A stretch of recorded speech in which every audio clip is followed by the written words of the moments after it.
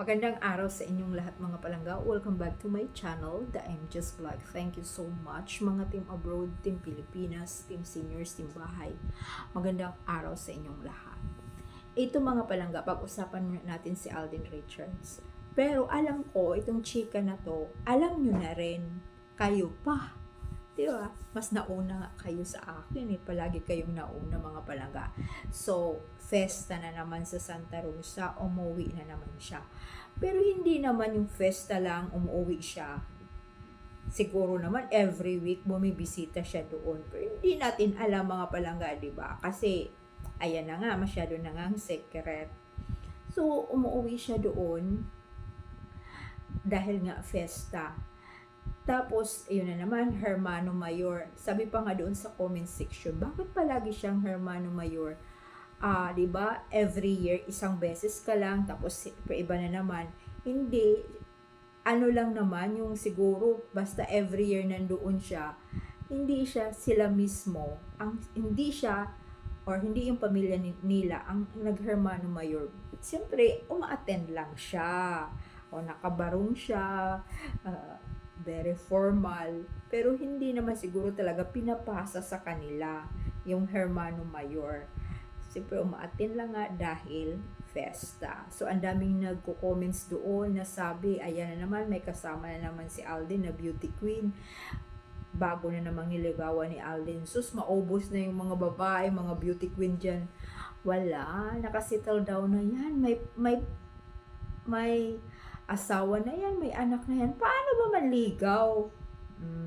Hindi mo palang gaastos ang mga Aldab Nation na yan, updated yan. So ito, mayroon din, tingnan nyo naman daw si Alden, may bago kasing, may bago siyang car, Ferrari. So, ilang milyon yun. So, ang dami na namang nagsasabi doon sa comment section na, ay nako, siguro kung politician pa yan siya, mas masahol pa daw yung doon sa yung sasakyan na yun, mas terrible pa ang binibili. Syempre, wala flood control kung politician pa daw si Alden. So, ang dami nagkagulo na doon sa comment section. Para naman sa akin, alam nyo mga palangga, hindi talaga maaring hindi yung mga lahat naman ng mga nakukuha ni Tisoy, kahit 'di ba nagko-collection siya ng mga bicycle, ngayon car, lahat naman yan pinagpawisan ni Alden. Siguro kung politician din siya, hindi naman siguro, 'di ba, kukuha lang pera na hindi sa kanya. Kasi nga siya pa nga ang nabudol, di po ba mga palangga? At saka, ay nako, matinong tao yan si Tisoy. So, ang ganda nga naman ng kanyang car. Tapos, mayroon din nagkwento na, ay nako, nandoon na yan sa grahe niya, sa bago niyang bahay. So, meaning to say, nakalipat na siya. Matagal na rin naman talagang nakalipat. Kaso nga lang, siyempre yung mga pinalabas, di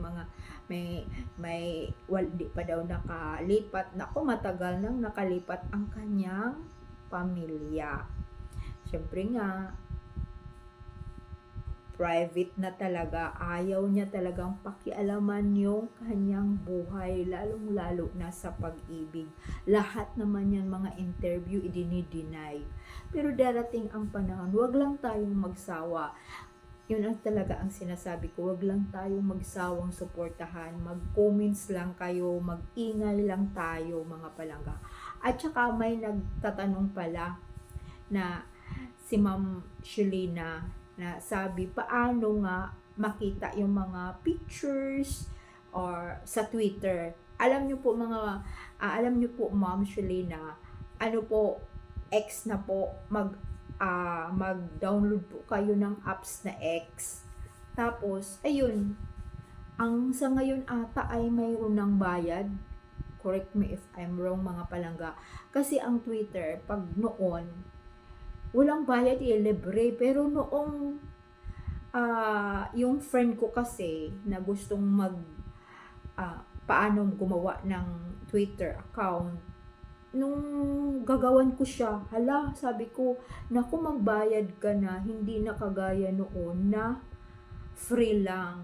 kahit ilang accounts pa yun mo, free lang. Naku, nung ako'y gumawa ng accounts na para sa kaibigan ko, naku, sabi ko mayroon ng bayad. So, kung gusto niyo, Ma'am Shulina, magpagawa na lang kayo sa mga apo niyo or sa anak niyo. Pero mabilis lang naman. Pero ang alam ko may bayad na. So ayan, makikita nyo, kasi nagtatanong siya, hindi daw niya nakikita yung mga ano ni Maine, kung ano mga pangyayari kay Alden. Nandun nga yung lahat, yung mga pictures sa Twitter or X na ngayon. Naisingit ko lang yun kasi nga nagtatanong, mayroong nagtatanong doon sa comment section kung paano pumunta doon sa Twitter. So ayan mga palangga, sabi pa nga ni Tisoy, mayroon din doon sa interview na naisingit talaga ni Tisoy na yung flood control. O, di ba? Ayaw niya yung mga nangungurakot. Talaga naman kasi nga ang laki nga naman ng kanyang tax. At saka, biro mo, pang ilan si Tisoy na nagbabayad ng tax sa atin. Tapos, alam naman natin, wag na tayo magbulag-bulagan at saka wag na tayo, para sa akin yung mga palangga, di ba, mali na nga yung ginagawa, ang dami pa rin kumakampi. Naku, maling-mali na. Alam na natin sa panahon ngayon, tingnan nyo naman. Kaya nga, di ba, ang dami na rin mga artista na, yun na nga, nailabas nila na sabihin na, tinatakpan lang yung flood control, tingnan mo, hindi tumitigil yung baha. Kahit na saan ka magbabasa sa mga social media, puro baha. Kaya ayan, si Alden sumingit na, nako, yung flood control, tumawa na lang yung katabi niya. Kaya nga sasabihin na, kung ganun din, nagpo-politika din si Alden, mangungurakot, hindi mo masabi kasi alam niyo mga palangga, yung buhay ni Tisoy, simulat bata pa siya, grabe, ang dami niyang paghihirap, tapos yung umaaho na siya, tapos sasabihin na mangurakot lang. Hindi na rin natin alam sa susunod na magpo-politician, kasi alam naman natin pag mga artista na, pag hindi na sikat, yun, papasok na bilang politician. Kaya thank you so much sa inyong lahat mga palangga. Palagi kong pinapaalala sa inyo, mag-comments lang kayo. Wag na po yung escape yung patalastas. Tulong nyo na po sa akin. Yun lang ang hinihingi ko sa inyo mga palangga. Bihira lang naman akong humingi sa inyo. So kung nandyan pa kayo manonood sa aking mga videos, nandito pa rin ako kahit sa dami ko ng mga trials. Talagang alam ng Diyos yan. Tuloy-tuloy pa rin ang laban. Hindi naman din tayo bibigyan ng Diyos ng mga pagsubok kung hindi natin kaya. Di ba mga palangga? So, aldab lang. Wala nang iba. Mag-comments lang kayo mga palangga. Thank you so much. Bye po.